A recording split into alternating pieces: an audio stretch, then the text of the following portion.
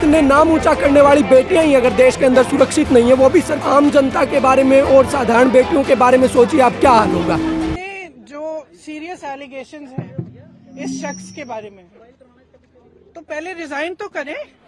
इस्तीफा कोई इतनी बड़ी चीज नहीं है, लेकिन अपराधी बनकर नहीं। देखिए, आप सबको पता है कि आज हमारा कोर्ट का डिसीजन आया है, लेकिन दिल्ली पुलिस पे हमें अभी भी ट्रस्ट नहीं है, क्योंकि वो कोई भी क्योंकि हम 6 दिन से यहाँ बैठे हैं, तो FIR करने में उन्होंने इतना टाइम लगा दिया है, तो वो ट्रस्ट जो बिल्ड होना चाहिए तो वो उन्होंने पहले ही हमारा तोड़ दिया है। फिर FIR की जाए, चलिए भाई इनकी मांग स्वीकार हो गई, FIR हो गई। अब इनको चाहिए, अब कहते हैं कि जेल के अंदर होना चाहिए, सारे पदों से इस्तीफा देना चाहिए। तो ये जो मेरे पास, मैं लोकसभा का सदस्य हूँ, ये पद मुझे दिनेश फोगाट की कृपा से नहीं मिला है, हमारे क्षेत्र की जनता ने मुझे दे रखा है।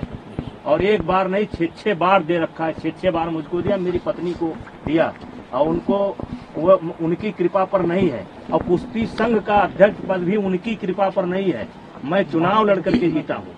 और आपके माध्यम से आप सवाल पूछेंगे तो मैं कहना चाहता हूँ, एक ही परिवार और एक ही अखाड़ा क्यों?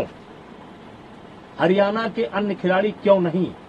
हिमाचल के, महाराष्ट्र के, मध्य प्रदेश के, केरला के, कर्नाटका के, तमिलनाडु के, बंगाल के, आसाम के, देश के अन्य प्रांतों के खिलाड़ी क्यों नहीं? 12 साल से लगातार इनके साथ यौन उत्पीड़न होता है, केवल इनके साथ। तो ये जनवरी में इनकी मांग निकल करके आई थी कि अपने पद से इस्तीफा दें। मैंने उस समय कहा था कि पद से इस्तीफा देने का मतलब है कि मैंने इनके आरोपों को स्वीकार कर लिया। मेरा कार्यकाल लगभग पूरा हो चुका है। जब तक नई बॉडी नहीं बन जाती है, और अभी सरकार ने IO की एक कमेटी गठित की है, 3 लोगों की कमेटी गठित की है, जिसमें एक कोई हाई कोर्ट का जज होगा या सुप्रीम कोर्ट का जज होगा। उनकी देखरेख में 45 दिनों के अंदर चुनाव संपन्न होना है। चुनाव संपन्न होते ही मेरा कार्यकाल स्वतः समाप्त हो जाएगा।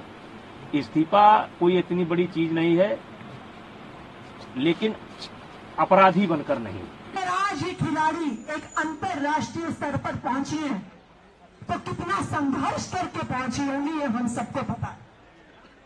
और उसके बाद केंद्र की सरकार, उनके नुमाइंदे इनके साथ यौन शोषण कर रहे हैं, और एक के बाद एक यहाँ पे जो सारे खिलाड़ी अंदर बैठी हैं, वो हमें बता रही है कि किस किस तरह से इन नेताओं के फोन आते थे, किस किस तरह से अपने नौकरों से फोन कराते थे, अपने अफसरों से फोन कराते थे। और आज जब ये हिम्मत करके आवाज उठा रही हैं, तो भारतीय जनता पार्टी के खेल मंत्री अनुराग ठाकुर, उन्हें चुल्लू भर पानी में डूब मरना चाहिए उस खेल मंत्री को, जो आज इन मेडल लाने वाली लड़कियों को बोल रहा है कि तुम इनडिसिप्लिन हो। मैं अनुराग ठाकुर जी को कहना चाहती हूं, आप एक हफ्ते के लिए उतनी ट्रेनिंग करके दिखाइए जितनी ये खिलाड़ी रोज करते हैं। मैं दावे के साथ कह सकती हूं, अपने घर से नहीं निकल पाएंगे आप 7वें दिन।